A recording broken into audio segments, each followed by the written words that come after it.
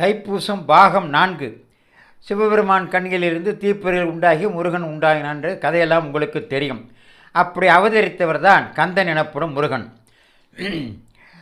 சிவபெருமானின் தேவியான அன்னை பார்வதி தேவியானவள் ஆண்டி கோலத்தில் பழனிமலையில் வீற்றிருக்கும் முருகப்பெருமானுக்கு ஞானவேல் வழங்கியது தைப்பூச நாளில்தான்.